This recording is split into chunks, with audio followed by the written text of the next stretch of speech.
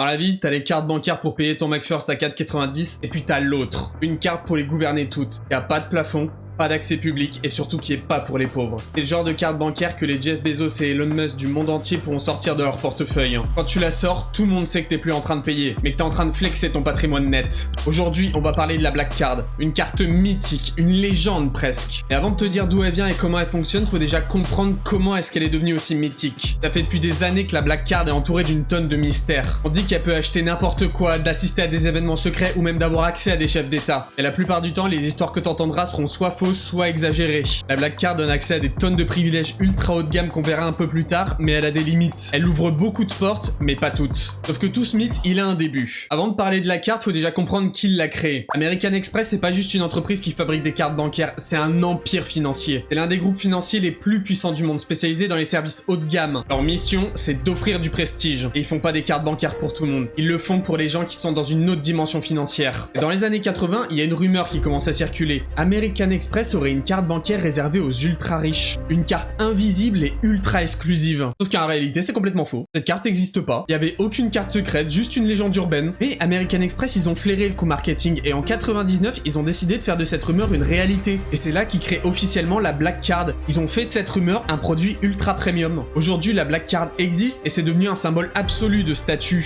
Mais elle est toujours aussi mythique et toujours aussi inaccessible. Bon, ok, elle existe pour de vrai, mais maintenant on va voir ce qu'elle fait vraiment. Déjà, faut savoir que bien que dans le monde il y ait des tonnes de cartes noires de différentes sociétés et banques, celle-ci elle se distingue vraiment des autres. C'est la plus prestigieuse de toutes. Mais du coup, c'est quoi cette fameuse carte? Qui l'a? Et est-ce qu'elle te donne vraiment tous les pouvoirs? Spoiler, non. Et ce qu'elle te donne, c'est déjà vraiment abusé. Déjà, faut savoir que la Black Card, c'est pas son vrai nom. Son vrai nom, c'est l'American Express Centurion. C'est une carte tellement mythique qu'elle existe même pas officiellement. Elle est pas listée sur le site et jamais visible dans les publicités. Tu peux pas postuler, tu peux pas la demander et tu peux pas l'acheter. Elle fonctionne uniquement sur invitation. Ceux qui l'ont, c'est un autre niveau. Jay-Z, Beyoncé, Elon Musk ou Jeff Bezos. Autrement dit, l'élite de l'élite. Et si seulement quelques noms arrivent à se la procurer, c'est pas seulement parce qu'elle est chère, c'est parce qu'elle est rare, extrêmement rare. Mais à quel point exactement? C'est simple. Elle est quasiment introuvable. Dans le monde, on compterait environ 100 000 détenteurs, dont 20 000 aux États-Unis. Et en France, on n'a même pas de stat officiel, mais ça tournerait autour de quelques centaines à 1 millier de détenteurs. C'est parce qu'American Express veut pas que tout le monde l'ait, c'est calculé. La rareté fait partie de leur stratégie. Plus elle est rare, plus elle est mythique, et plus elle est mythique, plus elle a de valeur. Parmi les détenteurs connus, il y a JMK par exemple. Alors comment on fait pour en avoir une? Déjà, la première règle de la Black Card est simple, tu la demandes pas, c'est American Express qui te choisit. Et pour espérer la recevoir un jour, il y a beaucoup d'exigences. Déjà, faut être détenteur d'une American Express Platinum, et rien que là, c'est pas donné à tout le monde. Juste pour l'avoir, faut un revenu solide, donc au minimum 75 000 € par an, une bonne santé financière, donc pas de dette à la con, et payer 700 $ de frais de gestion annuels. Bref, même la carte d'entrée est VIP. Et faut pas juste l'exhiber, faut la poncer. Dépenses régulières et fidélité, faut montrer à American Express que t'es prêt à dépenser ce qu'il faut. Et même là, c'est que le début. Pour espérer recevoir la Black Card, faut montrer que tu vis dans une autre dimension financière. On parle de 250 à 1 million de dollars de dépenses par an. Et encore, c'est loin d'être suffisant. 1 million par an, c'est juste pour espérer qu'on pense à toi. Mais c'est pas tout. American Express va aussi fouiller dans ta vie. Donc ton train de vie, donc si tu passes souvent dans des hôtels à 5 étoiles ou si t'as des jets privés. Tes actifs, donc ton immobilier, tes placements et tes portefeuilles. Et même parfois ton réseau, donc qui tu fréquentes et qui te recommande. Malgré tout ça, tu peux ne jamais recevoir l'invitation, même en claquant 1 million de dollars par an. Mais bon, imaginons que t'as réussi à attirer leur attention. T'as dépensé comme un fou et t'as des tonnes d'actifs. Toutes mes félicitations. T'as été repéré par American Express et t'as reçu la sainte invitation. Et tu reçois un appel tout doux. Et on t'annonce la couleur. Et c'est pas encore le noir de la carte. C'est le rouge de ton compte en banque. Parce que oui, pour rejoindre le club, c'est pas terminé. Tu dois payer 10 000 $ rien que pour l'entrée et ensuite 5 000 $ de frais de gestion annuels. T'as même pas encore ouvert l'enveloppe que t'es déjà à moins 15 000 $.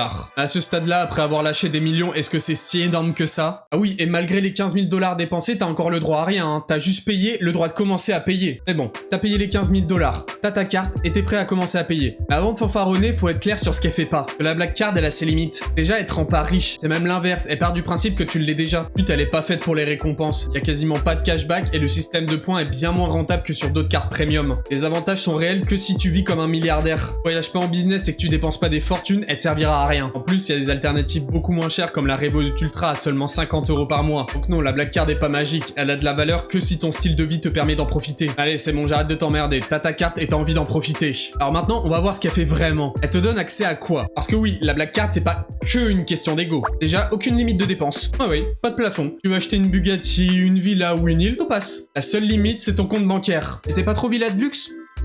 Pas de problème. Imaginons que t'es posé tranquille à l'hôtel et que tu te rends compte que tu dois être à New York pour demain matin. Pas de panique, décroche ton téléphone et t'appelles le service de conciergerie, disponible 24 heures sur 24 et 7 jours sur 7. En quelques minutes, ton vol est réservé. Pas besoin de chercher, de comparer ou de t'occuper de quoi que ce soit. Tu demandes, ils exécutent. À l'aéroport, tu passes pas par les fils classiques, t'es directement amené au Centurion Lounge, salon privé réservé aux quelques détenteurs de la carte. Calme, confort et un service premium. Après ton vol et grâce à ton chauffeur privé, t'arrives enfin à l'hôtel à New York. Et là, pas besoin de négocier. T'es surclassé automatiquement. Avec vue, petit déj offert et parfois même un majordome attitré. Ton statut, partout où tu vas, tu seras VIP. Et pendant ton séjour, tu peux aussi recevoir des cadeaux surprises. Un coffret Tom Ford, une bouteille de vin rare ou des objets estampillés Prada. Envoyés comme ça, sans prévenir. Certains jours, tu peux aussi recevoir des invitations pour un vol en jet privé, des croisières 5 étoiles ou alors des événements inaccessibles au public. Après, soyons clairs, tout ça, tu peux déjà l'avoir autrement. La vraie différence, c'est l'illusion de toute puissance que t'achètes. Et tous ces services, c'est aussi grâce à un détail que beaucoup de gens oublient, le concierge. Parce que crois-moi, c'est pas juste un type qui te réserve des restaurants et des vols. Si, on parle d'un assistant personnel de luxe, disponible 24 heures sur 24 et 7 jours sur 7. Tu veux des places pour la finale de la NBA?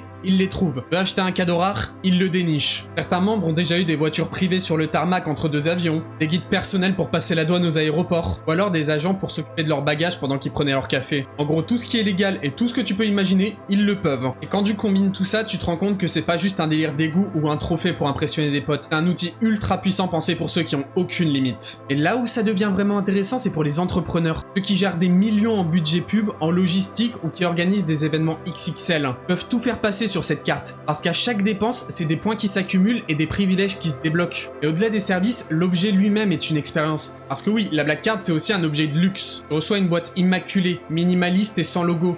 Et à l'intérieur, tu reçois une carte en métal noir mat. Le design est ultra sobre, sans aucun numéro. Juste le logo gravé et ton nom en relief. Bref, tout est fait pour marquer les esprits. Mais pourquoi est-ce qu'elle obsède autant les gens? C'est pas juste pour son design, c'est parce qu'elle coche toutes les cases du fantasme moderne. D'abord, sa rareté extrême, elle est inaccessible pour 99% des gens. Ensuite, son mystère, il n'y a aucune information officielle dessus. Elle fonctionne uniquement sur invitation. Et dans une société où l'image et le paraître sont partout, avoir une carte rare et chère, c'est un moyen de se donner une valeur sociale. Pas ses avantages qui la rend spécial, c'est ce qu'elle dit de toi. La Black Card, c'est avant tout un ego trip, un marqueur d'appartenance à un cercle fermé, réservé uniquement à une poignée de personnes dans le monde. Et ça, dans un monde obsédé par le statut, c'est le Graal. Et au final, avec tout ce qu'elle coûte et tout ce qu'elle rapporte, est-ce que ça vaut vraiment le coup? Si tu fais partie des ultra riches, la réponse est claire, oui. Gagne du temps, t'as accès à tout de suite et t'as accès à des services qu'aucune autre carte propose. T'es juste curieux, passionné de finance ou de carte bancaire? Bah non, tu vas juste claquer 15 000 $ d'entrée et au final, tu pourras rien faire que tu pouvais pas déjà faire avec une Platinum ou une autre carte premium classique. Par contre, si t'es un entrepreneur avec des gros volumes de dépenses pro, là, ça se discute. Tu peux centraliser toutes tes dépenses, accumuler des points, accéder au réseau et déléguer ta logistique au concierge. Pour la grande majorité des gens, c'est un symbole plutôt qu'un outil. Alors voilà, la Black Card, c'est pas un rêve inaccessible, c'est juste un outil pour une poignée de gens. Pour les ultra riches, c'est pratique, ils gagnent du temps et ils ont accès à tout. Pour l'immense majorité des gens, ce sera juste un ego trip. Un trophée pour ceux en manque de validation sociale ou qui ont besoin de se prouver quelque chose. Maintenant, la vraie question, c'est est-ce que toi, t'en ferais bon usage? Que t'en profiterais vraiment ou ce serait juste un trophée qui dormirait dans ton portefeuille? Je suis curieux de lire ton commentaire, mais en attendant, like, abonne-toi et moi je te dis à la prochaine.